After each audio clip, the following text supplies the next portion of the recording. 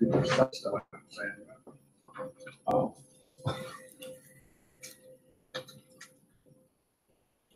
anybody go down yesterday at 3 o'clock to the international students? They had food from their countries. So I had a class at 4 for my international students. They were down there. I went down and tried food from Serbia, Siberia, Argentina, France, Spain, Pakistan. So it's food from around the world that international students made. And I guess they tried to keep a lot of the spices out. Spain had a whole lot of food there, different things. I ate something. One country, it was just dry. It was just no taste, totally dry. And France, whatever they had wrapped up, or whatever looked like a wrap, but it was real sweet. And they had some kind of chocolate there. It was 1,000% chocolate. It was the richest chocolate I ever tasted in my life. I don't know what they did to it. That's the closest taste to victory they ever got in the last 200 years. The what? So that's the closest taste to victory they got in the last 200 years. Yeah. But it was interesting. They had displays of their country and pictures and so forth. So we must have had 20 or so international students down there. We only had about 6 or 8 of them through the business.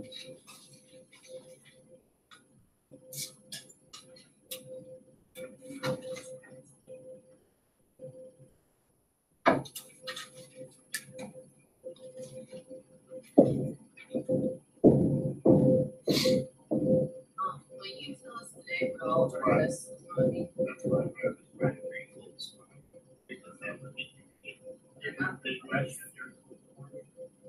Oh my God.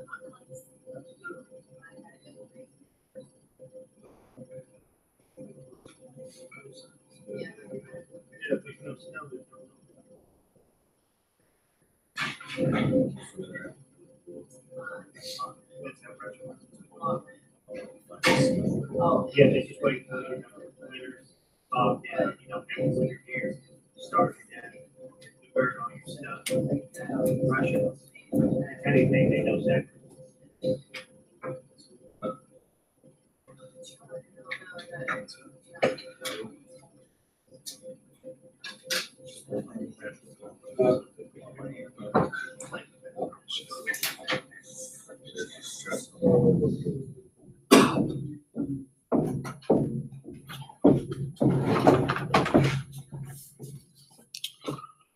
All right, I told you we'd have a test next Thursday, and that still stands. We may be finished with chapter 6 and 7, even by the end of the day. We will go ahead and start another chapter, even on Tuesday if we need to.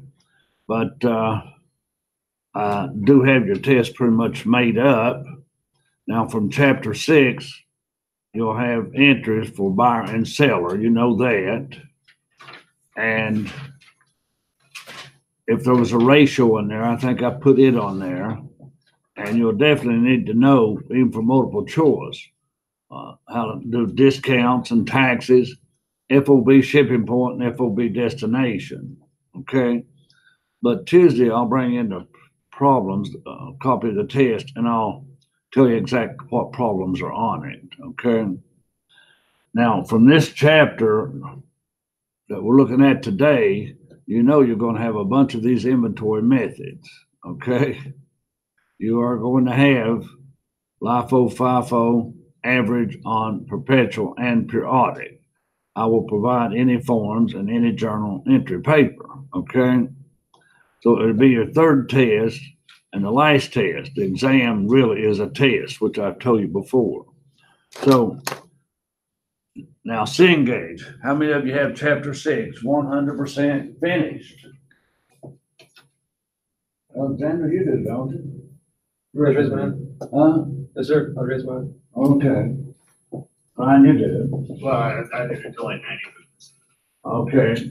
Margot, 100%, Not yet, almost. Kelly? Okay. Chapter 6 is supposed to help you with those journal entries, plus what work we did in the book and in class. And there's plenty of other practice if you need to do it. You know, there's plenty of problems and exercises in each chapter. A problem, B problem, what have you. Okay, how about chapter 7? That's where we are now. Is anybody 100% complete with chapter 7? You need to have both of those 100% complete by next Thursday. That's a week from today. Okay. And I did tell you can use a page of notes.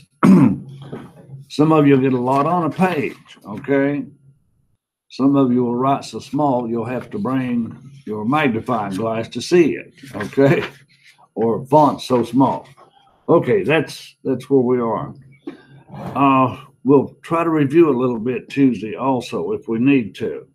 Okay, now what problems did I ask you to do for today in chapter 7? Exercise or problems. Ryan, do you have a list of those? I do not. Ryan, down. Alexandra? It's 3A and 7A. 3A and what? 7A. 7A? That's good. Totally apart there.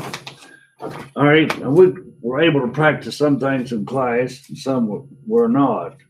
But just to start off as a review, just like I did on Tuesday, did the same thing on Tuesday. All right.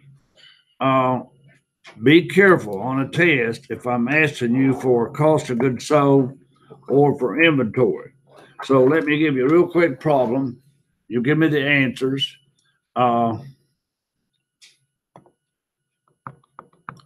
Similar to what we did the other day.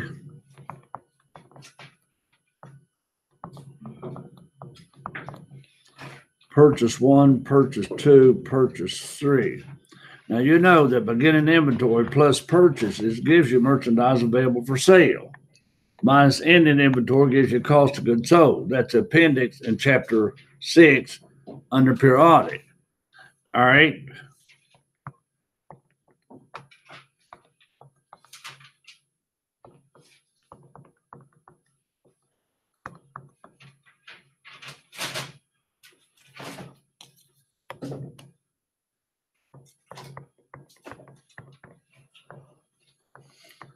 Okay, now I see that you have 5,000 units that you have available for sale. And let's say you had 1,010 units on hand. That's ending inventory. All right, now I want you to give me FIFO, ending inventory, and cost of merchandise sold. So do FIFO first. Give me two answers there.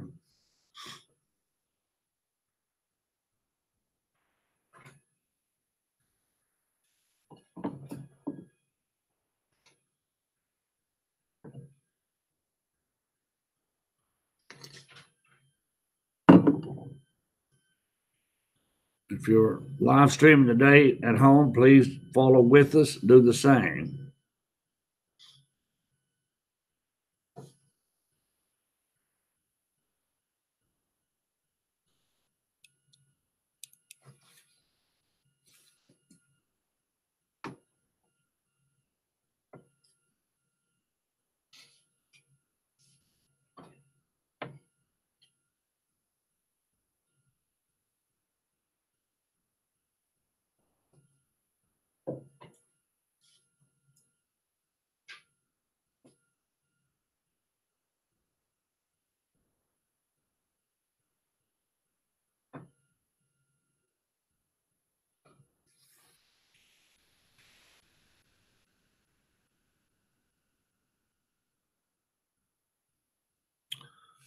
Okay, under FIFO, first in, first out, we sold the first 1,000 units. We sold the second 1,000 units.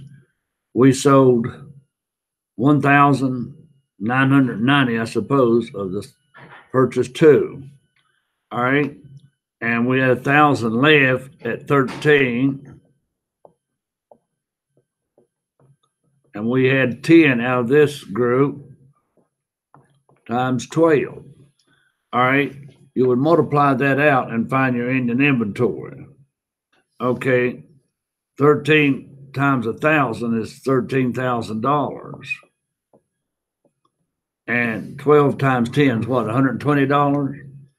And your answer should be for your inventory, $13,120. Who's with me on that? Okay, $13,120 on FIFO. Now, how do I get cost of merchandise sold? Two ways. One, you can multiply 1,000 times 10. You can multiply 1,000 times 11. You can multiply 1,910 by 12 and add them up, and you got cost of merchandise sold. All right. Or you can find the total purchase price here. 1,000 at 10 would be 10,000. I'll probably run out of room here, but if somebody would, that's 10,000. That's 11,000. That looks like 24,000, and that's 13,000. So our total cost would add up to be what? Did somebody have that? How much? 76,056. 800 and you say 880, Kelly?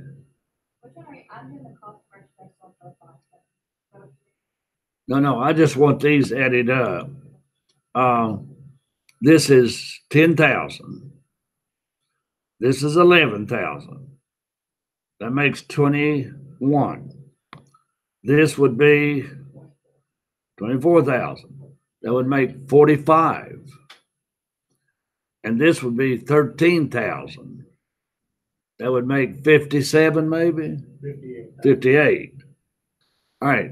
So we got $58,000 in purchases. Now, that's merchandise available for sale. We can subtract 13,120, and maybe this was the answer Kelly was giving me, I'm not sure, but this is 45,000.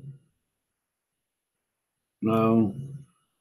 What is that? 44,000 what? Is it 44,880?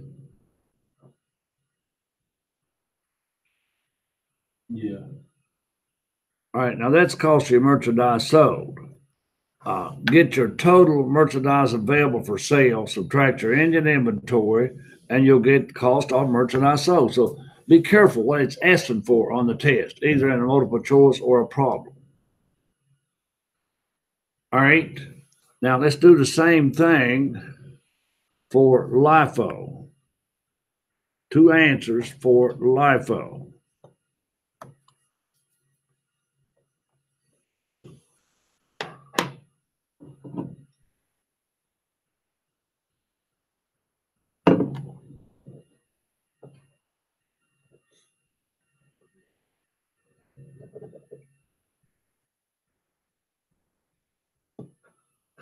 Remember, you had 1,010 left.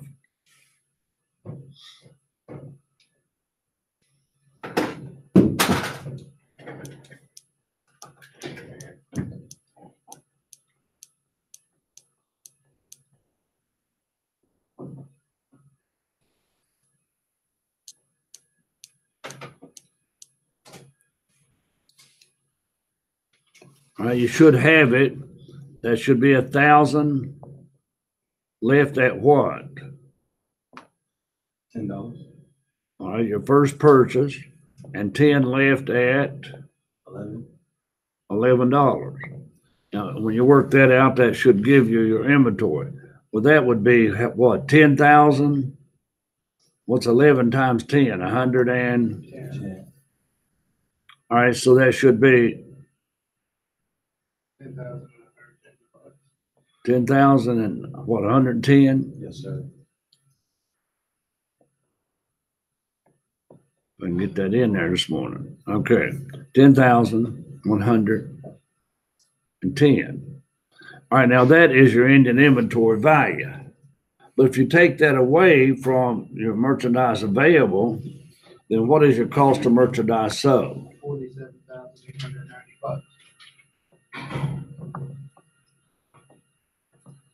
Does anybody match Ryan with 47,890?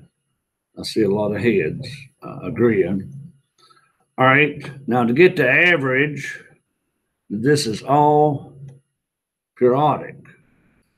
To get the average, just divide 58,000 by 5, right? That gives you how much per unit. $11. Now to get ended inventory, I just multiply that by what? 1,010, right? So what does that give me when you multiply 1150 times 1,010? All right, 11,715, 16. All right. Now, to get your cost of merchandise sold, subtract that from 58.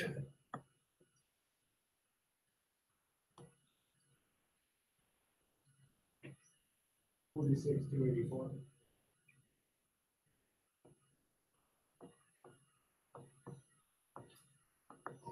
All right, let's try that another way.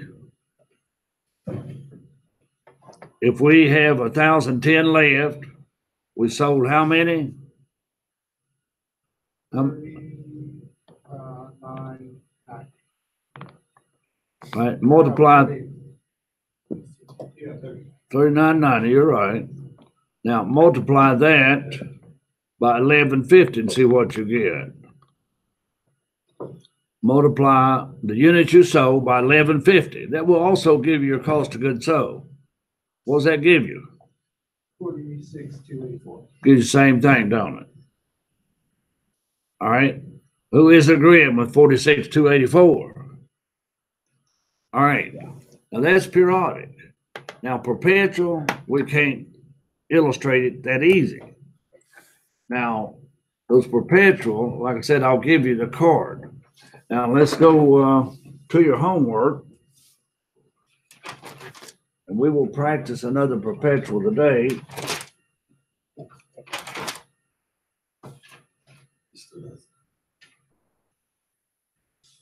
All right, now 7.3a, I don't know if you had an extra sheet of paper for that or not, but you could have drawn up your own, whatever you want on that one. Okay, let me show you a solution to this one.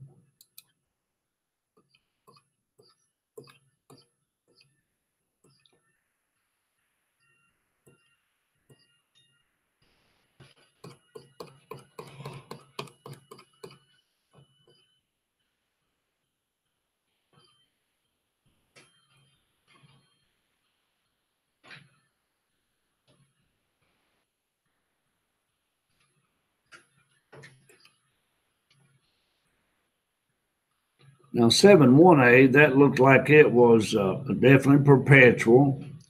And just looking at that, can you tell if that was FIFO or LIFO?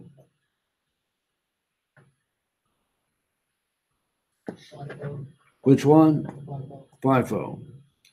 All right.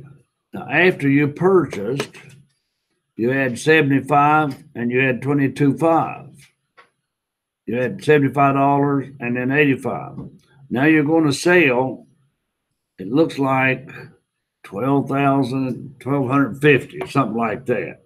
So which ones do we sell first? We sell the $75 first. That means it's FIFO. Now, on this one, if I want you, if it's in a problem and I want cost of merchandise sold, what is my cost of merchandise sold? $10,891,000. It's there. If you finish that sheet, it's there. All right, if I want the ending inventory, it's there. So on perpetual, you can look at any day, like on February the 5th, what do I have on hand? I have 13.5 at $85. That's what I have. And my inventory is worth $1,147,500. That's what perpetual is. You can see it every day. It's odd if you don't.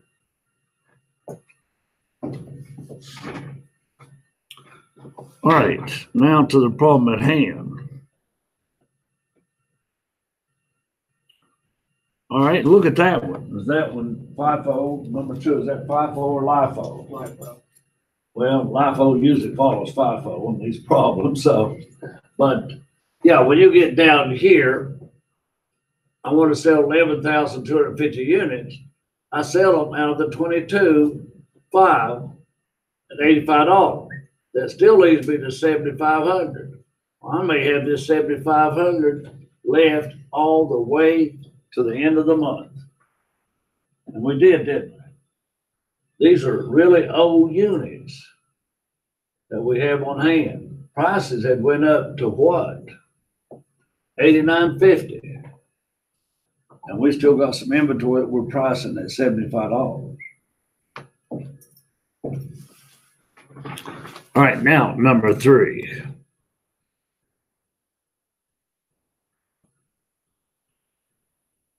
All right, now number 3, which one was this? What method? It was average. So we took those in orders, FIFO, LIFO, and average. All right, again, I can't mark on this thing too much, but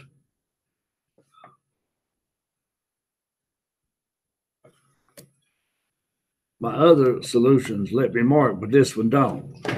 All right, so I have to point. Right here, we purchased 30,000 units. That gives us 37,500 units. We've got to add these two costs together. Purchase price plus your old price. And we get 2,475,000. All right. We know we got 30,000 units and we got 2,475,000. But we got to plug in the unit cost by dividing 30 into 24.75. Okay, if you have a sale, it's at the average cost, 82, 82, 82.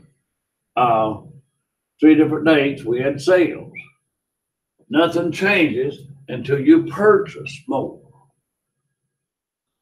All right, you have to pay $87.50. We started out with 75. We got an average of 82. We know that $87.50 will drive up the average price from 82. And it does to $86.50. Now, how many of you did this one and followed it to the bottom? Is this your last line here, or am I missing a line? That's your last line. What? Good. All right. Yeah, you're missing like the ending. So my cost of goods sold is, no, it's not added, is it? Yeah, you're missing the bottom line. Yeah. All right, my ending inventory. Then they asked you a question, if sales was 19,875,000, this should add up to 10,901,250.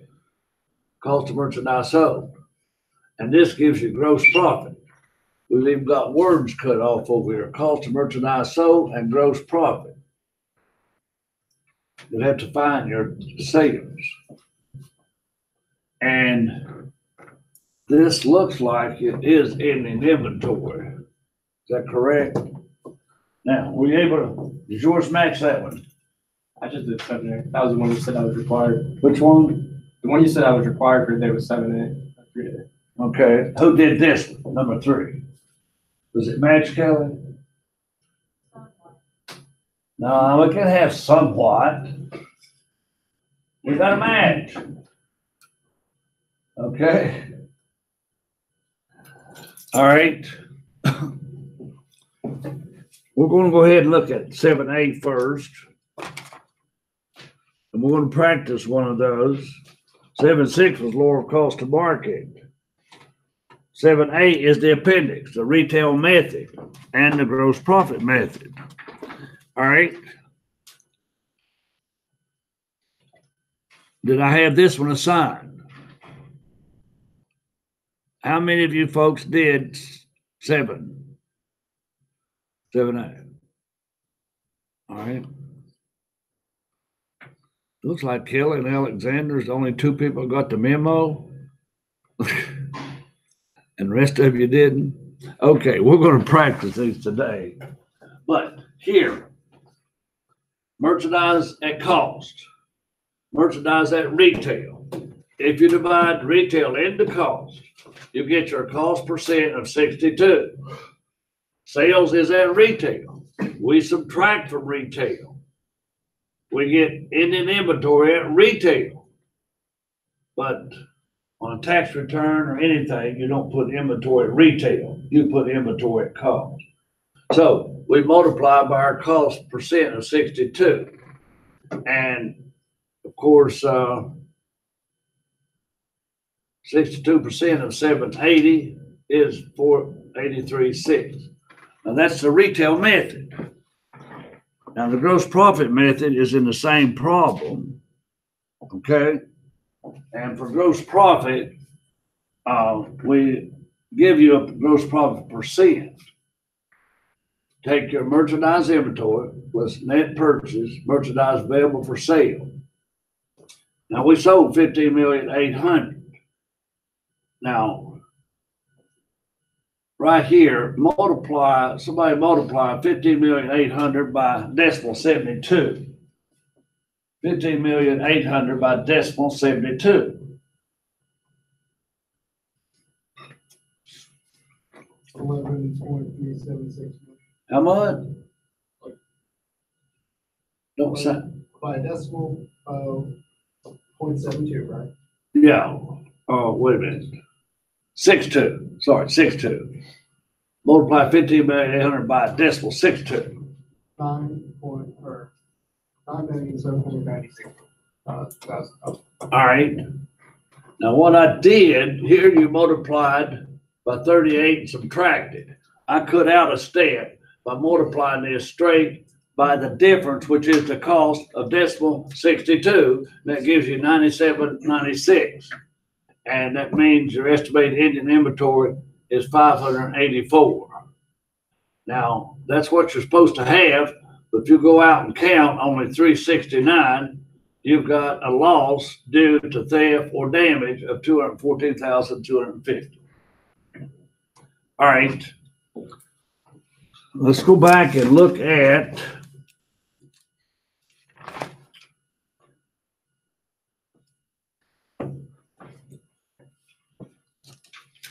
inventory turnover, 720. Did we look at exercise 720 the other day? Did we look at exercise 720? All right, let's talk about it a minute. Oh, yeah, we do. Well, we're going back and talk about it for a second.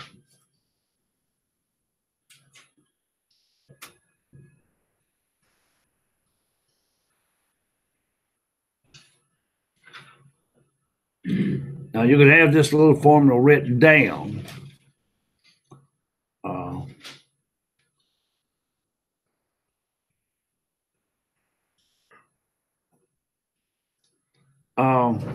That was Apple and Mantel. And what was for Mantel? It was 5. We looked at that, and for Apple it was 62.8. But now you can take inventory turnover. So let me have you do 21 real quick. Try to do 21 pretty quick.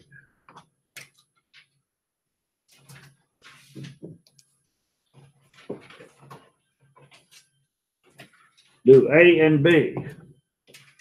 And I'm going to go down and copy you all one of those perpetual sheets. 383.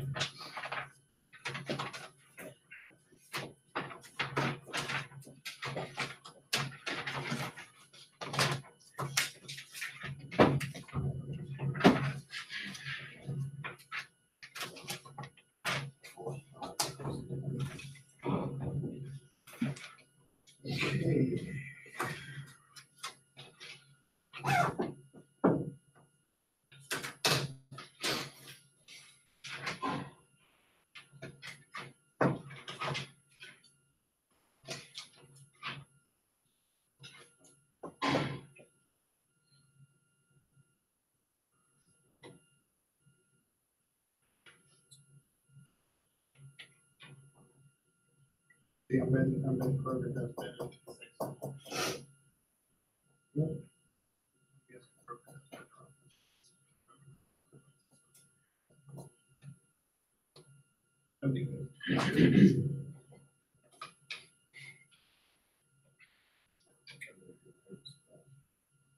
That's good. Yeah.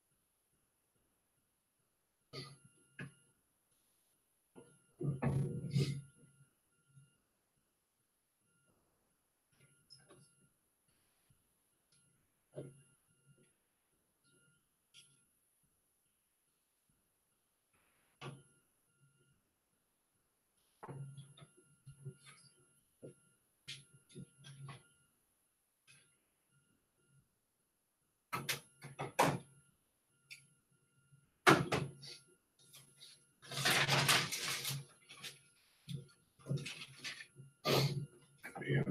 Reason I forgot to do it.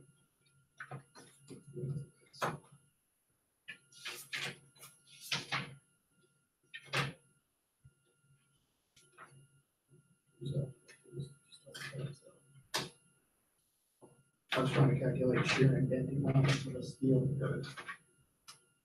How do you do this thing at the beginning? You take your beginning inventory and ending inventory divided by 2. That gives you your average inventory overall. So you add them. Yeah, divided by 2, and then divided by whatever money we make. One more time. Okay, so we don't have, in order to get, figure out our inventory turnover, we have to find out our average. So we gotta add our ending and beginning inventory. Divide that by 2, and then divide that number into the cost of merchandise sold. So you do, when you get that, divide that by 2, then you divide, Your average, you divide that number into your cost of merchandise sold.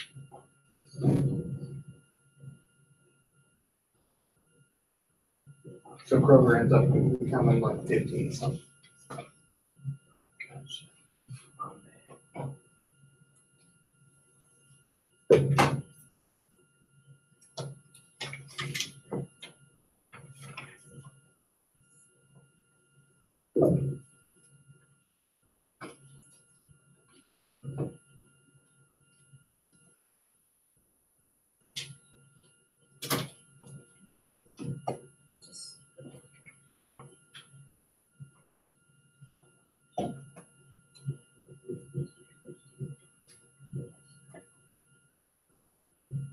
But yeah, remember when Kroger was going up superposition?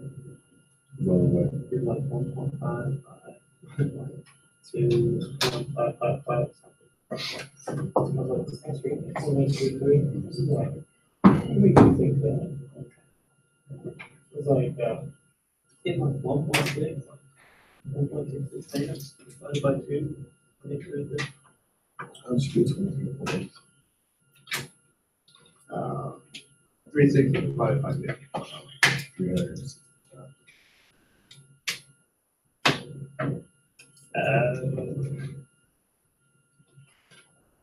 Old.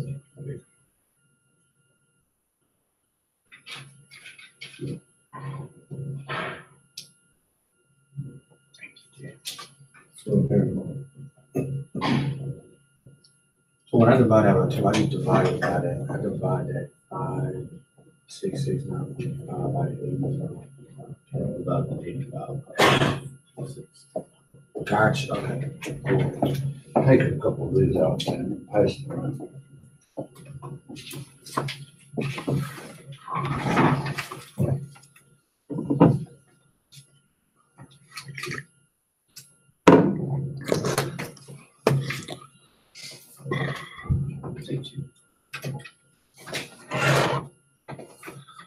Okay, what's your answer for Kroger? How much? 1508. All right. 15.08, we can round that off to 15. Okay, now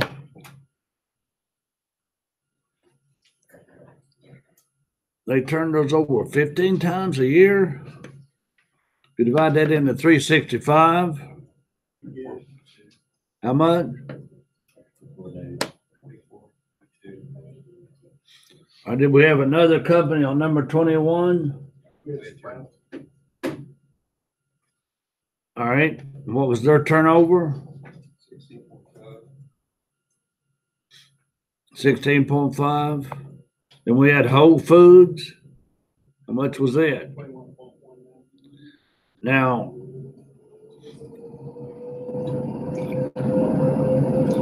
which one probably would you say is doing better? Kroger. The more you can turn it over, the better. Okay, then as for B part, days in inventory. All right, Kroger.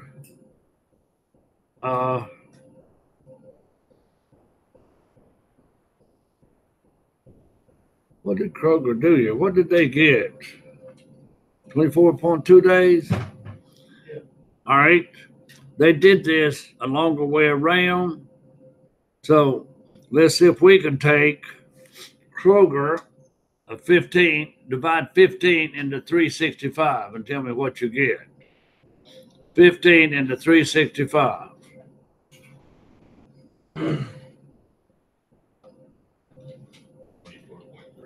How much? 24.3. Well, if we divided 15.08, would have been much. That's the shortcut. I like the shortcut. Just divide the turnover into 365 and don't do the way they're doing it. All right. So they're keeping their inventory an average of 24 days. And these others, an average of 22 or an average of 17. Okay. Wait, now, if Kroger had the best turnover, okay. Kroger didn't have the best turnover. They did, and Whole Foods did, didn't they? Whole Foods had the best turnover. All right. And they keep theirs on hand, whichever one this is, only 17 days. So right here is another wrap up. Okay, they're doing it the way I did it, okay? They're also doing it the way I did it. Okay, so Whole Foods, I've not heard of these two stores. I don't know if you have or not. I'm sure they're real stores. Okay, now that's another concept. Now, these papers are supposed to go around, and you should have taken a couple of those. Like tomorrow ago. That all was laid. How many more we're supposed to take? Let's do. All right.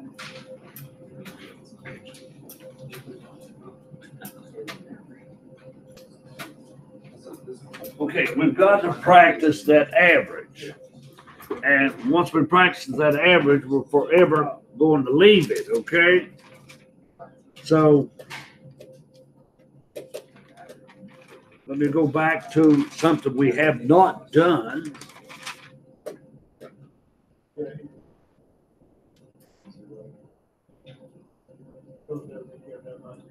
All right, go to page 375. This is a short, sweet one. Page 375, exercise 7-2A at the bottom. That's a little PE exercise.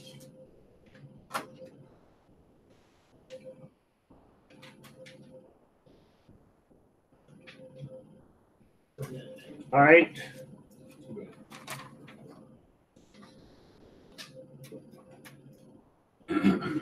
Do that one real quick using FIFO, because you'll have one like that on the test.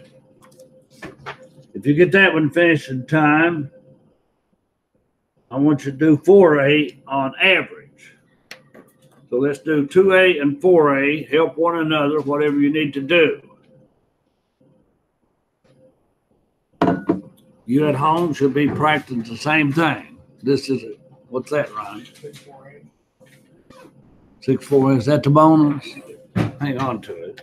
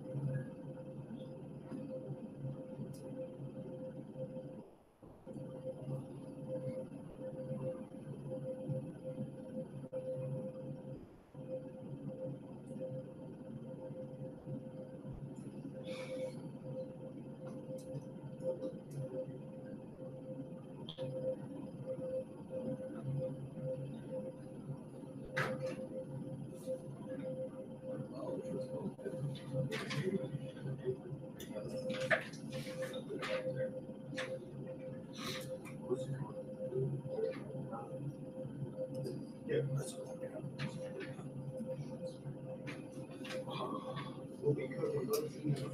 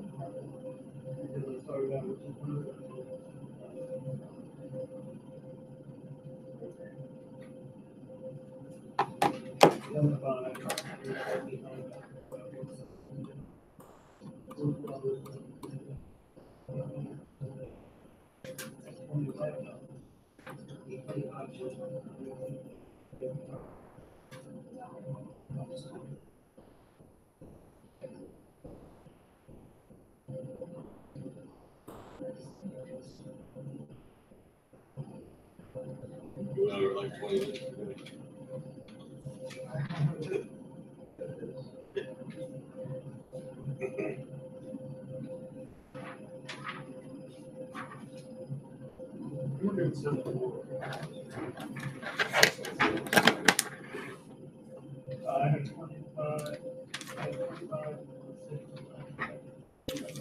What's your final answer, someone, for 2A?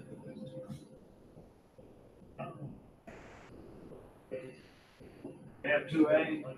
315. How much? 315 for the inventory. 315.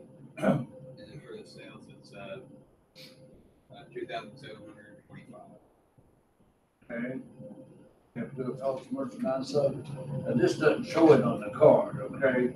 But the answer is 215. So we all get 315 over here. Go on and do the perpetual one, number 4.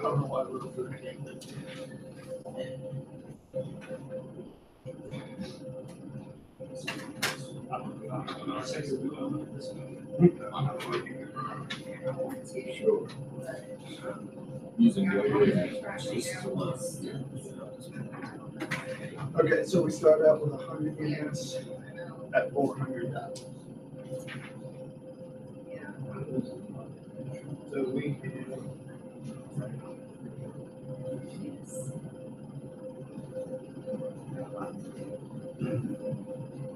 $40,000.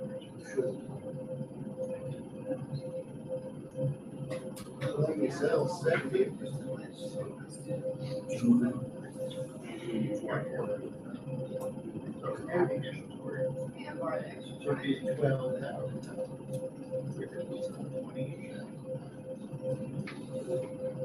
Then we make our second purchase of 120 and 450.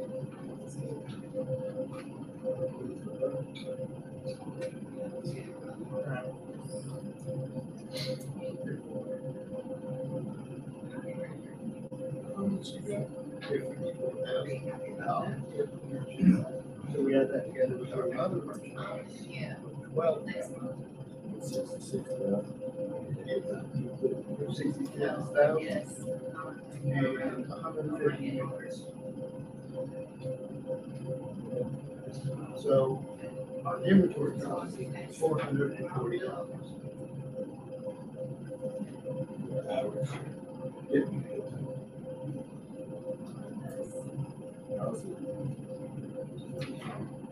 Because we have $66,000 worth of merchandise and 150. Then we can sell 110 at $440.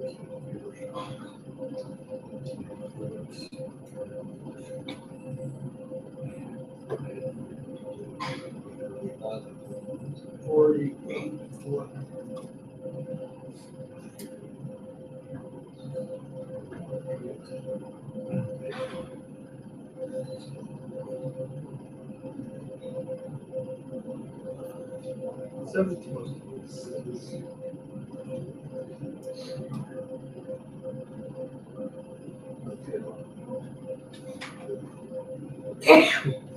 Ow, bless you. Thanks. 17.6.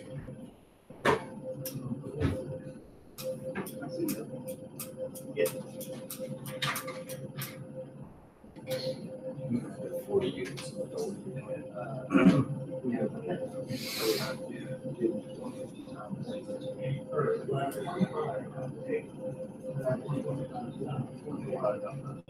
Because under a FIFO system, I have to sell these 25 units. But don't you take this? If you take the total money, and add it up. So that is on. After you take the total money, you add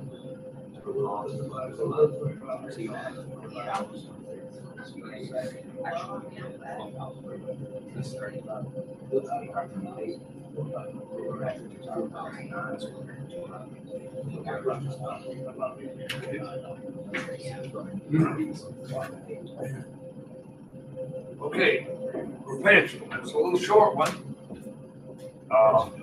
The average. Okay, let's see what we got here for an answer.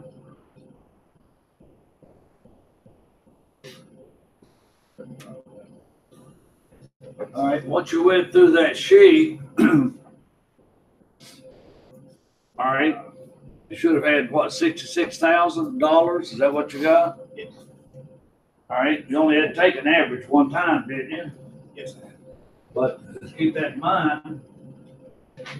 Every time you do one, you take an average. Every time you purchase, you take an average.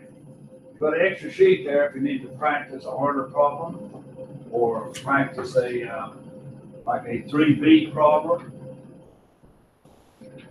at the end of the chapter. So, what does this chapter have in it? It has 3 periodic, 3 perpetual. It had Pacific, which you don't have to worry about. It had lower of cost to market. That was 8 methods. Then it had the retail method and the gross profit method, which made 10 methods. Okay. All right. IRS approves LIFO and FIFO. Okay. Look at your inventory turnover. Now, many days you have to keep your inventory before you sell it. Now, if you have your inventory, all right, let me show you a notepad real quick.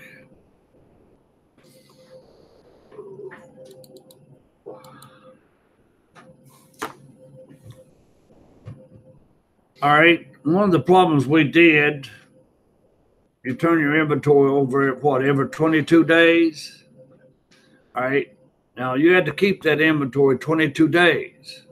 Now, if you sold it and your turns were 210, net 30, you may not collect your money for 30 days. So you had your money tied up. You kept this inventory in the store 22 days. It took you 30 days to get your money. So you're tying money up in inventory 52 days. So if you're ever in a retail business, that's some things you have to consider. Okay.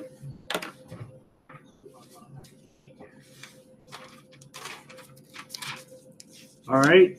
Now we're going back to the end of chapter 6 and start a review. And we'll review some Tuesday, and then we'll go on to chapter 8. Now, the only thing I can tell you for homework for Tuesday, have Cengage brought up to date as much as possible. Especially have chapter 6 finished. And have most of 7 finished. Practice some extra homework in this chapter. And I gave you a bonus. Ryan said was what, Ryan? 6-4. Was it 6-4A? All right. How many of you have that bonus today? 6-4A. I don't know when I told you I would take it, but it was probably today.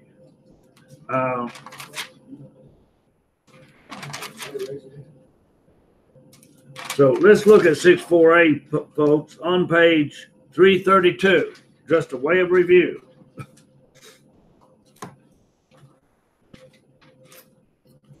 If you have 6-4A done, just when you leave, lay it on the table up front here, okay?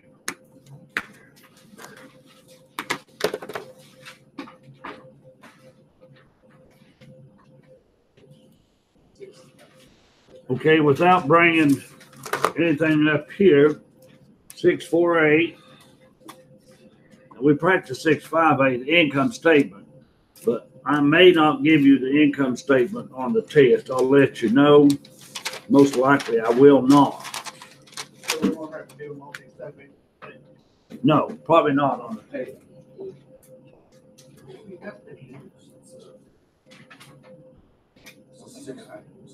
Coming back into play. Some and their two. Fire itself.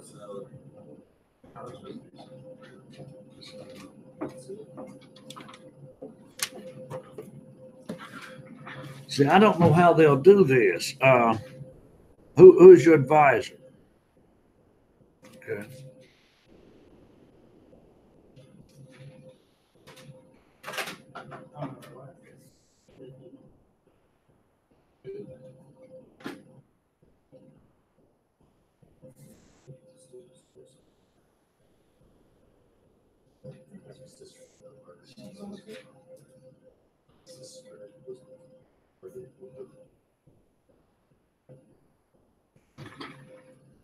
Now you have to look up that ECRN and look it up.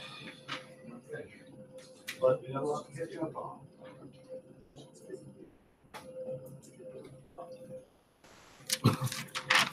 Okay, Alexander, we're looking at problem 4A. Summit Company sold merchandise on account for $48,000. Terms were $215. The cost of merchandise sold was $28,800. Now, you take that 2% out, or you can always multiply 48,000 by decimal 98. But what entry would you make, Alexander? For Summit, you would debit accounts receivable for $47,040, and then credit sales for $47,040, and then you'd also debit cost of merchandise sold for $28,800, and then you would credit merchandise inventory for $28,800. Now, that is for December. Let's do those first. Okay, the other, Alexander, how about some company paid freight of $11.50 for delivery merchandise sold?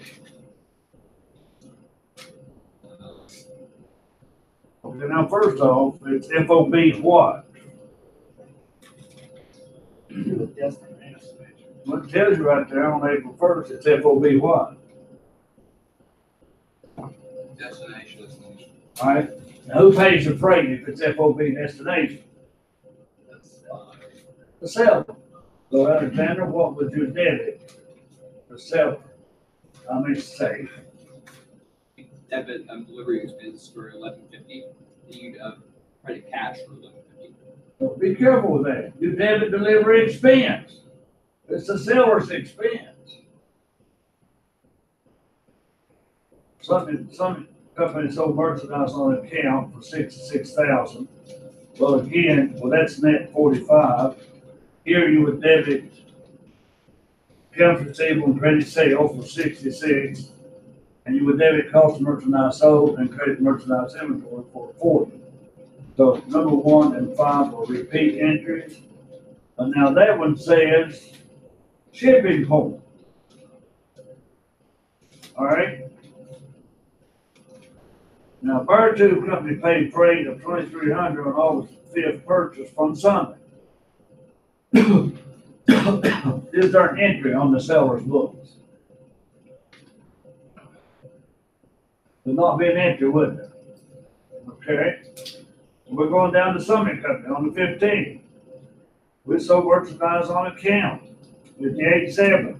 Shipping point, 110.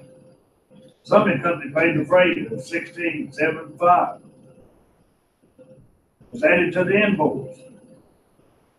You got it? Okay, Ryan, what is this one on the 15th? Accounts receivable for $58,113, sales are credited at $51.13. Delivery expenses debited at $16.75, and cash is credited for $16.75. Okay, Ryan, you're gonna make me have to bring that solution up. And I'll show you why.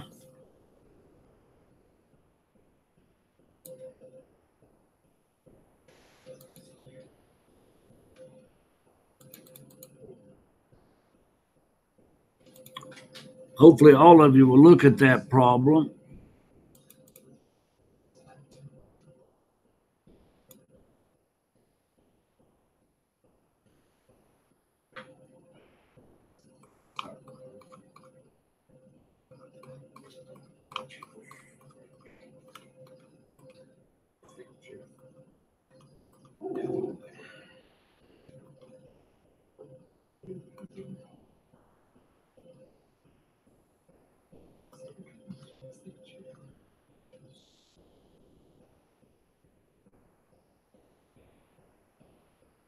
Ryan, which ones you have on the what now? I said, we had accounts receivable for 58,133, sales at 50, are credited at 58,133.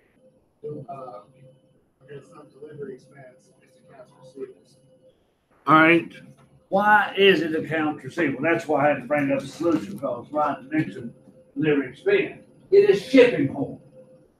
Who pays the freight if it's shipping point? All right. But now Summit is paying the freight for us, for Virtu. So Virtu owes Summit that freight back. That's why they did an accounts receivable credit cash. So be careful with shipping point and destination.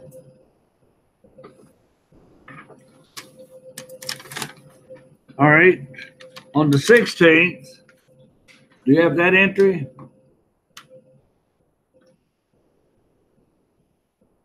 I think Dylan, do you have that entry? Margot? Kelly? Debit cash for Summit and credit accounts receivable. 47. The amount they paid. Now, that other entry Ryan had too, which he probably gave me, don't forget the cost of merchandise sold part, okay? On the 20th, Summit Company paid Fire Company a refund of $1,500 for defective merchandise. Alexander, do you have that one? No. All right. Anybody? Credit customer refund payable 1764, and credit cash at 1764. Custom refunds payable on credit cash. Why are we making $1,800? Defective merchandise. Now, they're keeping the merchandise. You're keeping the merchandise, they're just giving you a discount because it's defective. And that's why you give them $1,800.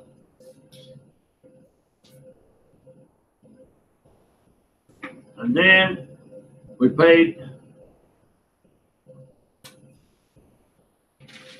received cash plus the $1,675. Now, look at this one. What is the difference about this? Look at 31, the two entries. Now, this customer refund payable, this was for defective merchandise on the 20th. But here, you return the merchandise and you reverse what they owe you. Customer refunds payable and accounts receivable. The old books had this sales returns and allowance, which I like better, but we'll stick with this. Now here, we have merchandise inventory. The old book would credit cost of merchandise sold, which I like better, but this is okay. Just a new way of doing it.